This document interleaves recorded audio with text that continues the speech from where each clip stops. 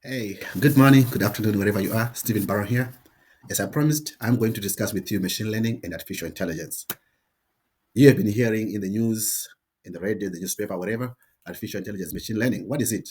Machine learning, artificial intelligence, these two fields are closely related to each other. They basically focus on developing systems and algorithms to enable computers to perform tasks without being explicitly programmed. So we just train the system on data, then the system will use that knowledge to make decisions on new situations that it is presented to it. They try to mimic human intelligence, try to mimic how we humans make decisions, and also how we interact with data. So, machine learning on its own is kind of a subset of AI. It involves the development of algorithms and models that enables computers to learn and make predictions or decisions based on data. There are kind of three, four or five types of machine learning. We have supervised learning, unsupervised, reinforced, semi-supervised, and deep learning. Deep learning, it kind of involves neural networks with multiple layers that allows for complex tasks. So, what is artificial intelligence? It's kind of a broader concept that encompasses machine learning, and it involves the machine's ability to perform tasks that typically require human intelligence, such as problem solving, understanding natural languages, NLPs, and recognizing patterns. I would categorize AI into two. We have weak AI and strong AI. Um, you All of you have been interacting with AI in your day-to-day life experiences. If you have your iPhone, you're using Siri, that's AI. Alexa is a virtual assistant. It's also based on artificial intelligence. Your chatbots, if you log in on a website and there's chatbot that pops up and you interact with it, still that is also based or built upon AI. Teslas, self-driving cars, drones, automatic delivery systems, they are all based on AI. In cybersecurity, we use AI to detect any anomalies and intrusions or even to analyze malwares. So now that was just a quick background to AI and machine learning. But now for your sake now, you would need to understand these five packages that we commonly use in artificial intelligence in AI. We have NumPy, Scikit-learn, TensorFlow, Keras, and Matplotlib. Um, NumPy, it kind of supports large multi-dimensional arrays and matrices. It has got lots of mathematical functions that are used to operate these arrays. So I would use NumPy for data manipulation for linear algebra, any statistical operations. I would go for NumPy. Scikit-learn is another machine learning library that provides a simple and efficient tool for data mining and data analysis.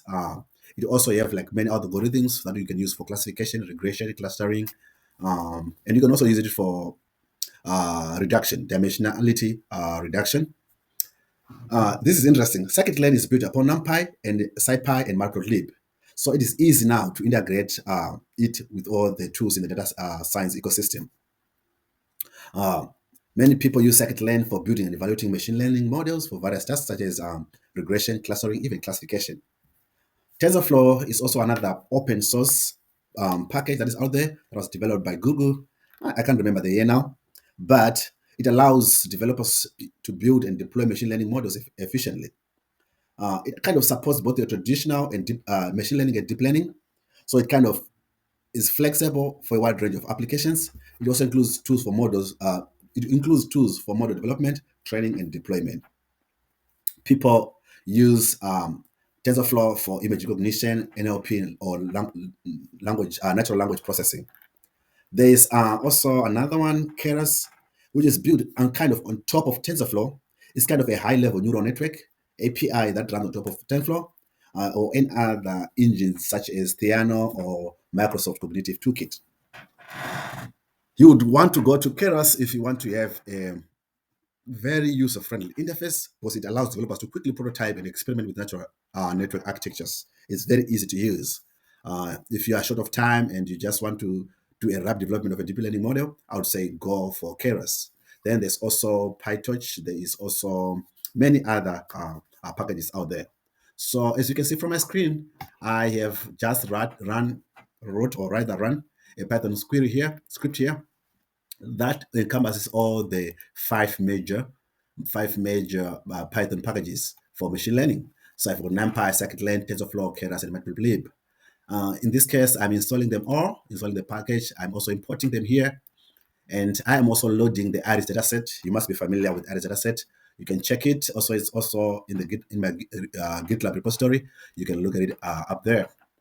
So after I load the Iris dataset, I'm splitting the dataset into training and testing sets. So you can see I'm splitting here, then that, and also creating a random focus classifier, train the classifier on the training data, and also make predictions based on the tested data. Then I would check the accuracy. We would always want to have 100% for result that can be relied upon. I want to display the results using Matplotlib. I will also visualize the results, the confusion matrix. So if I run this query, it's going to take a moment. It's going to run packages. You can see I deliberately left this so that you can see it's going to run packages, run packages, run packages. Then it's going to give me a result. It's popped on another screen, but you can see the results here, results, predictions, and labels, and you can see how the results are. I'm going to share with you this in the GitLab repository so you can look at it over there, or even in Kaggle. Yeah, I can give you a Kaggle link and you can look at it over there. But you can see my results after I run my query. And I want you, for those that don't know how to install a Python package, in your file, you go on this hamburger icon, then go on settings, then you can run from here or hit the plus sign. Let's say I want to install PyTorch, then install package, then it will install in my computer, then I can use it for my analysis. So that's a quick one for how to install packages, and there are plenty of packages out there, depending on what you want to do, but there are plenty of packages out there.